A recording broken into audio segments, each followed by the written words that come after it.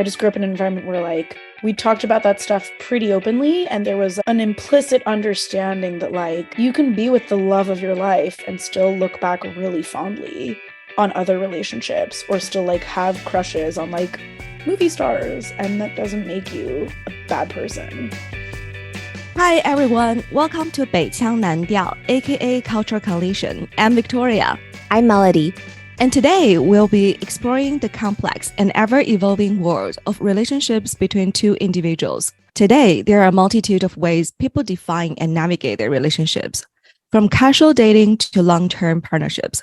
We're happy to have Juliette join us today to delve into various types of relationships and discuss what different titles mean, if anything at all. Join us as we explore the intricacies of modern-day love and connection. Welcome, Juliette. Hi, everyone. Great to be here. I'm Juliette. I'm French American, and I'm based here in San Francisco. I actually met Victoria back in Beijing, back when we were coworkers. For the topic we're discussing today, I'm not an expert in open relationships in any way. It's something I discovered a few years ago, and I was in an open relationship for a little over 4 years. So I think it's a very interesting and very topical thing to discuss.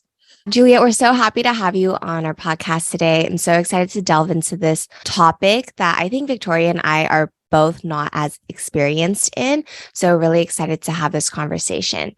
So in this world where polygamy is not practiced as much and humans tend to still lean towards monogamy, how did you allow yourself to discover and be open to open relationships? And do you mind sharing with our audience as well, what is an open relationship? Yeah, so I think first there's a really important distinction to be made between polygamy, polyamory, and open relationships. For many people, polygamy is the practice of having multiple wives or multiple spouses. I think for many folks, polyamory means having multiple committed relationships at the same time. And as I take it, open relationships are a slightly more fluid definition, essentially non-monogamous relationships, which could take many forms. So for me, definitely no experience in polygamy or polyamory, never married, have never seriously dated multiple people at once, but open relationships are something that I discovered in college. It's not like there's a specific moment that I can point to. I think college is just when I became more generally aware of different forms of dating, whether that's more casual dating, like hookup culture. I think also in college, I definitely met more queer friends and just saw a bigger variety of relationships overall. What most of the open relationships that I knew about looked like were, you're dating someone, and then you might also be seeing other folks on the side.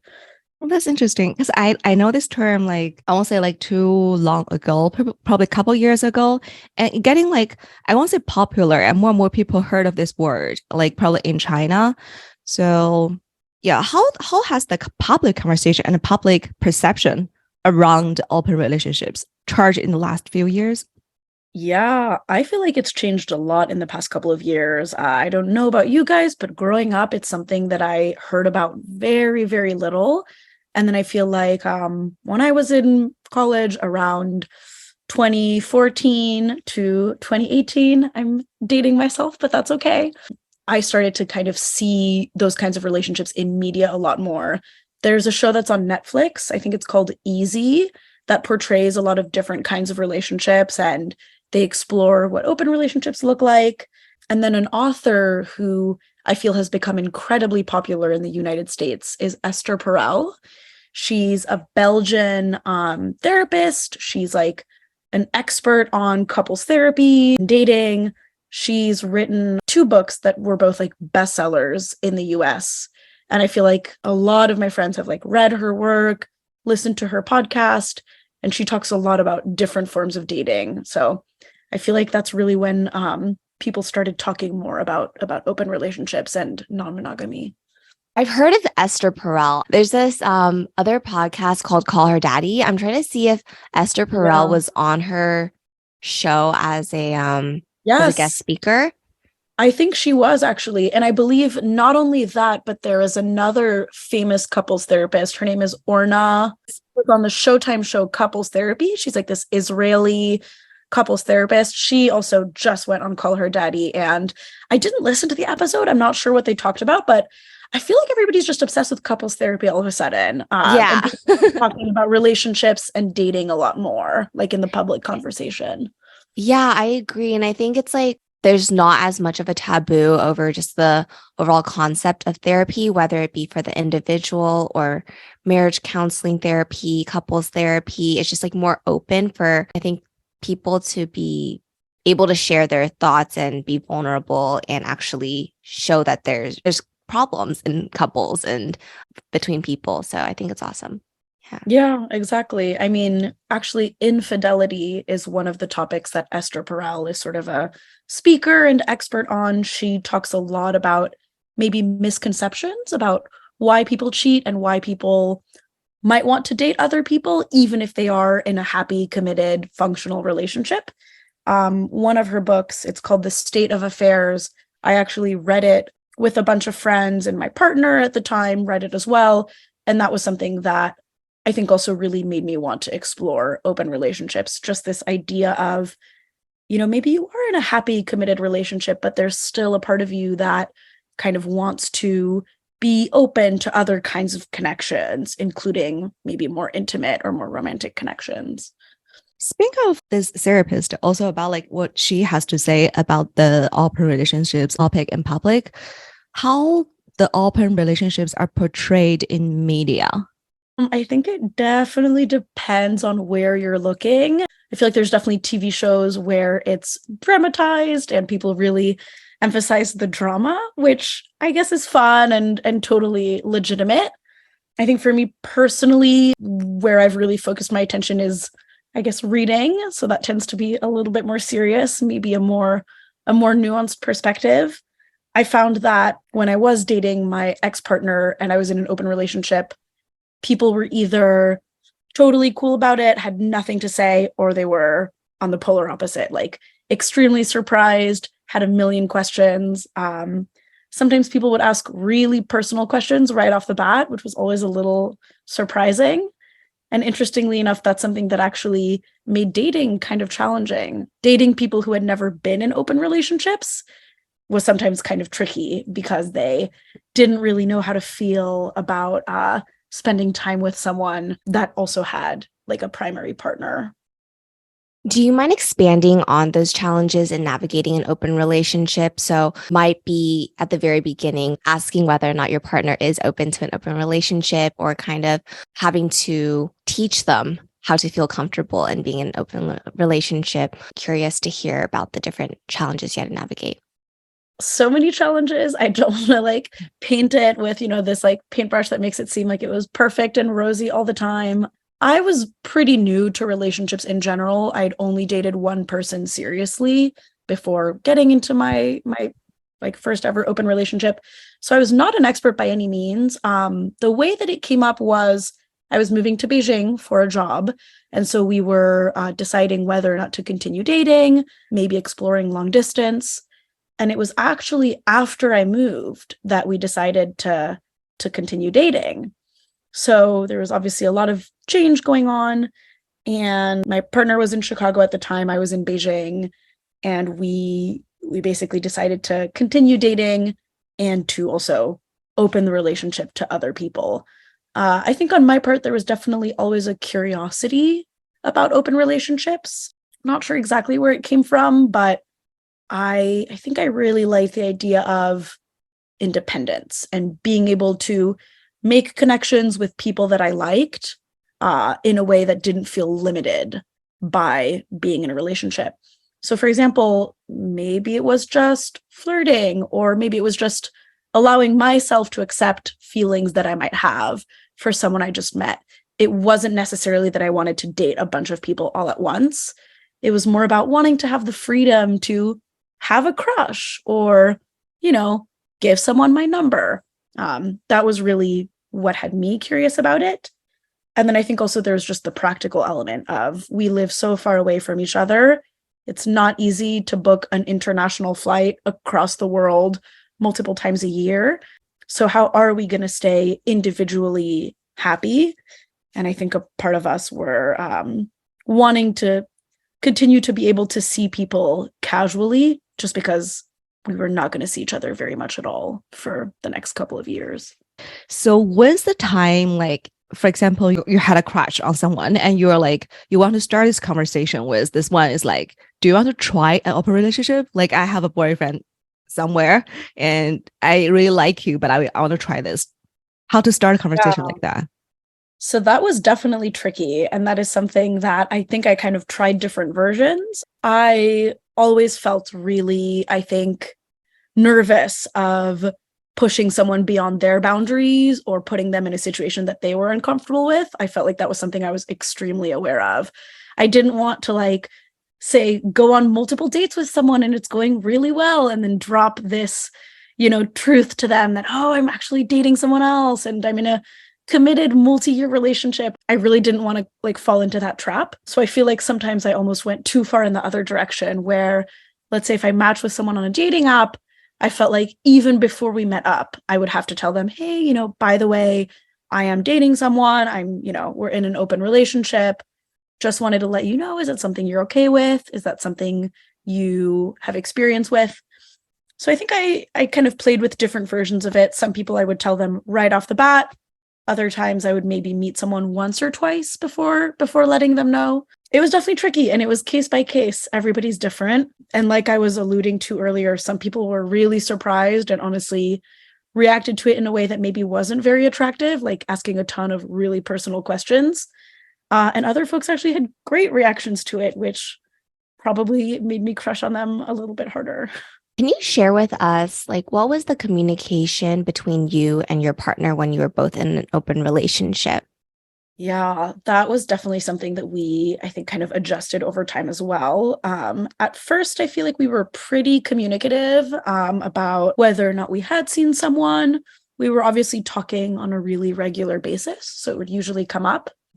I think something that we ran into that kind of forced us to reckon with our communication styles was imbalances. So maybe my partner was dating a couple of people and I wasn't dating anyone at all on the side. And then alternatively, there were periods where I was seeing someone and my partner was not seeing anyone else. It's hard not to feel insecure, I guess, when it feels like your partner is like going on a bunch of dates and you're not, like you're maybe going through kind of a rough period with dating or you're just not thinking about dating at all. We all go through phases, like ups and downs, and it can be tough when you're not really in sync in that way. So we definitely experimented with giving less information and, obviously answering questions if someone asked straight out, hey, have you been on any dates recently or have you seen anyone? Obviously being honest. But yeah, there were definitely periods where I think I was like, I'm going to turn a blind eye. Like it's going to be a choice. Like I could ask if I wanted to, but maybe I don't really want to know this week, like what they've been up to in that particular like area of their life. I kind of like the conception of like talking to your partner honestly about like how many people you see this week, like you're seeing someone, right? You said it before, like even people in a stable relationship, right? They still have this urge to, I don't think it's the urge to cheating, but the urge to like or crush on somebody else. If they deal with that very good, then they just like control their feelings, right? But they're not happy. But if they're not doing good, then they're like cheating. So, but in an open relationship is like, you can have this conversation and you're fully aware of what happens. Is that like what you are thinking about like open relationships? Absolutely. I feel like, at least for me, it's not like open relationships fixed anything or made anything easier. It's just that it gave us more freedom. And sometimes that made things more simple. Sometimes that made things more complicated. But I think for me, the freedom aspect was really important. I am French. I do feel like I grew up in a cultural environment where infidelity was something that was discussed. There's a lot of like stereotypes that, French men cheat. I don't know if you guys are like aware of the stereotypes, but people always say like people are really passionate and maybe kind of romantic and maybe they're a bit more liberal with those types of things in that specific culture. So in my upbringing, I was relatively open to at least the idea of people can crush on multiple people at the same time, and that doesn't make them a terrible person. When I first started dating, it was really scary to feel so restricted all the time. I feel like when I was, really young, like 17, 18, dating around, it always made me really nervous when, maybe boyfriends would say, hey, like the way you were talking to that guy, I really didn't like that. And I was like, oh, that was totally innocent. Like I'm literally just enjoying a fun, light conversation. And I do think that those early experiences for me really made me feel like, okay, wow, like freedom in a relationship is extremely important to me. I do not want to be in a relationship where I feel like I'm not so much of an individual and I can't, experience the world how I want to. So, in addition to the freedom that you get when you're in an open relationship, what would you say are the other benefits and opportunities offered from an open relationship? Yeah, I think this one is a double-edged sword, but communication. Communication becomes extremely important, whether that's setting rules around how much you want to share or how little you want to share, and then also having those actual conversations, which can be really tough. I definitely, had really difficult conversations that sometimes did turn into arguments around just like setting boundaries in open relationships and just discussing like what was going on in our lives. It wasn't always easy. So in that way, it's a challenge and a benefit because you do get used to having very real conversations that maybe you wouldn't be having in a completely monogamous relationship. You really have to talk about your desires, your limits, your own maybe hesitations. I think something that I really learned was that if you're in a relationship that already has a lot of issues and you open it up, those issues are going to become very apparent, probably much faster than if it wasn't open. So that's a theory that I have, that it kind of forces you to face your stuff pretty quick. All right, Juliette, something I want to ask you is jealousy and insecurity ever something that you experience while you're in an open relationship? Because when you're in an open relationship, you're very aware that your partner may be going on other dates and developing other connections. Do you ever fear that the connections that your partner may have with another person is stronger than the one that they have with you? For sure. I definitely don't want to sugarcoat it. I think absolutely. Not everybody is a jealous person. I think of myself as a relatively non-jealous person on the scale, but insecurities, absolutely. I remember, for example, this one time, my ex-partner was telling me about somebody that he'd met, and he mentioned that they'd had a discussion on astrology. And I remember that made me so insecure because I love talking about astrology, and that was something that I taught him so much about. And I remember that just kicked up a lot of feelings and yeah, maybe a little bit of jealousy for me. I was like, no way, like the only reason you know how to talk about that was because I taught you what all of this stuff means. So that's like a funny, lighthearted example. But yeah, for sure. Like there are definitely moments where you get a little nervous. And personally, I think it's nice to remember once in a while that like your partner has connections with others and is desired by others. That's just something that I think for me personally, like I like to remember that. That's just something that I find attractive, I guess. But that doesn't mean that insecurity isn't part of the equation. I think also when you're dealing with challenges in a relationship, sometimes it's kind of hard to be open when maybe you're arguing about something or you're really working through some tough stuff. And there were definitely even moments with us where if we were going through a rough patch, we would intentionally decide to, hey, let's maybe like not date other people like for the next couple of weeks or months while we're working through this really tough thing. Like I would feel very stressed if you were to like go on a date with someone new while we're working through like this problem. So yeah, I'll say one more thing. I think also handling someone else's insecurities and jealousies can be tough because I had so much anxiety going in about my partner being jealous because, the first few guys that I dated, they were jealous people and they, really made me feel stressed out when I would be friends with guys or even just have normal conversations with, people. I came in hyper aware of how do I deal with, my partner maybe being possessive or maybe jealous. What was crazy is like I forgot that like I'm also an insecure person and I get jealous sometimes too. So remembering that it goes both ways. You're handling two people's insecurities, and sometimes it's a bit of a juggling act for sure. Yeah, it just only makes me feel like relationships are hard. Yeah. I'm not selling it, but that's okay. It doesn't need to be sold. Everybody should just experiment with what they're comfortable with. No, I think like the communication, how we talk to our partners is very important. It's not only about like the open relationship, it's just like how you see yourself in this relationship and how you deal with like insecurity, also jealousy. If you don't talk about it, like if you're buried inside you and both of side, like Juliette yourself, like we're not dealing just ourselves, right? Our partner also have this insecurity and jealousy as well. And if we're not talking about it, the problem gonna be bigger and bigger. I always thought it was so interesting, like the, I guess, cultural, generational differences I've noticed between how people talk about love with their partners. So for example, like growing up, the family that I grew up in, my parents were always super like romantic to each other. They expressed love outwardly a lot. Like they were just very expressive emotionally within the context of their relationship, not necessarily like about other stuff, but with each other, they were like very romantic and very affectionate. And they also talked like pretty frequently about like other people they had dated when they were young, or maybe like celebrity crushes. And I grew up thinking that was super normal because that was just like the household that me and my sibling grew up in.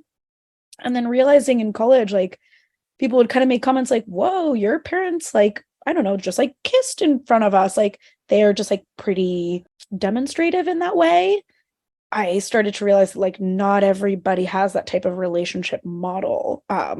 Not saying it's better, not saying it's worse, definitely pros and cons, but I do think it shaped the way that I look at relationships probably more than I realized as a kid. I just grew up in an environment where like we talked about that stuff pretty openly, and there was an implicit understanding that like you can be with the love of your life and still look back really fondly on other relationships, or still like have crushes on like movie stars, and that doesn't make you a bad person. I kind of feel like in an open relationship, this word open also makes you like more open to yourself or to your partner. A serious relationship, sometimes like we're trying so hard to keep this working, and we try to hide ourselves, hide our desire. We don't have the courage to take up like this conversation because we are afraid this relationship gonna end because we have so many problems. Totally. I think that's exactly it. It's so hard to hide. Like you are going to learn a lot about yourself and a lot about, you know, your relationship and just you as a person, like romantically and however, in whatever way. You're going to learn a lot, and it's going to become really, really hard to hide from yourself and to hide from your partner. And part of that is great, and part of that is terrifying. So yeah, I think also there's this maybe this misconception that like there's a group of people that could be in open relationships and there's a group of people that could never be in an open relationship. And I don't think it's that simple. Like, of course, some people will just never be open to it. And like, sure, that's great. And some people, maybe they always need to be in some sort of non-monogamous arrangement. But by and large, I feel like it depends on where you're at in your life and who are you even dating.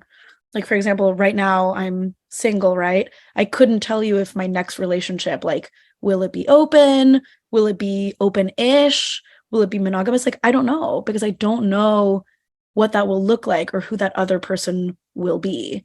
So yeah, I think we do kind of put people in boxes of like, this person could do it and this person could never do it. And I think reality is more complicated and things change over time and depending on, you know, who you're with. Yeah, absolutely. Like nothing is black or white, and everything is like on a spectrum. There's always a gray zone, and that's the same with relationships, I think. Great. Well, Juliette, it was so wonderful to have you on. We're down to our 3 concluding questions we always ask our guests. So today, our first one is, what advice would you give to someone who is considering trying an open relationship, but maybe hesitant due to societal pressures or personal doubts? Woof. Okay, so first, definitely read Esther Perel. I feel like we plugged her so much throughout this episode. And of course, like Call Her Daddy, the couples therapy like TV show on Showtime. Definitely engage with resources that have nuanced takes on open relationships. Don't just like watch, I don't know, Euphoria or like whatever would be like an example of media that really glorifies messiness. Get yourself some good resources that are actually going to teach you about all of this stuff. Second, I would say, I wish people talked more with their close friends about what their relationships are actually like. And I think this is something that I wish I had done. I think especially as women, like we talk with our friends a lot about dating, but sometimes when you've been in a relationship for many years, you feel like it's so hard to explain what it's actually like to people. I think especially for me, when I hit the 3-4 year mark, I was like, I don't even know how to explain to my friends sometimes, like what I'm feeling about my relationship this particular week, because you and your partner, like, it just feels like you have your own little world. So I would say make sure that you have friends that you can really talk to, and just be very, very honest with them for when you do face challenges. That's very good advice. Yeah, I totally agree. How do you see the future of non-monogamous relationships evolving in society? I just love talking about love. So I hope that we keep on talking about it, in an interesting, like evolved conversation sort of way, not just like stirring up drama, although that can also be fun, I guess. Yeah, I think just definitely more media representation. And I think just an overall, I guess, just more acceptance of all different kinds of relationships, whether, again, that's, queer dating or just more fluidity in general in the way that people love and date other people. That's beautiful. And what changes would you like to see in terms of acceptance and understanding? At least when I was dating, I really wished that some people had more of an awareness of what open relationships actually mean. So for example, if you are, let's say, on the dating apps, just more education around like what these terms actually mean so that people don't make crazy assumptions, right? I feel like a lot of the time when I was dating, people would assume that just because I had a primary partner, that must mean I'm not looking for anything serious and I just want to have a one night stand and then never talk again. And that always blew my mind. Like, why would you make that assumption purely based off of like one thing that you know about me? Everybody's looking for something different. So I think just not making the assumption that non-monogamous folks are superficial or only looking for like extremely casual, brief things. That's not always the case. So definitely more education around that. I feel like it's just to open yourself to all the different kinds of relationship. You don't need to be, like you just said, you don't know what your next partner going to be, right? So just open to all different terms and don't give it a narrative perspective of like, this is one night stand. This is not. Even if you're in an open relationship, you can also looking for a serious relationship. You just try date with different people. Yeah, exactly. Like everybody's different. And I think just the more we talk about it in like a respectful, open-minded, like considerate way, we'll all be better off. Even people who choose to never explore non-monogamy. I think just being more aware of the different kinds of relationships, will probably really deepen, all of the relationships in your life, even if that's just your friendships or the way you interact with the world. I think just more awareness, like only good can come out of it. Yeah, I really appreciate this conversation because, I think at the end of the day, it really just comes to communication as well as connection with another human being. So it doesn't really matter what kind of relationship or label that you have with this other person. It's truly like what you and this other person feel and want to continue doing together. Yeah, totally. Great. Well, thank you so much again, Juliette, for joining us for today's conversation. I think it was so insightful and I hope all of our listeners enjoyed as well. To all our listeners, thanks for tuning in. Stay tuned on Wednesdays and we'll chat soon. Bye. Bye.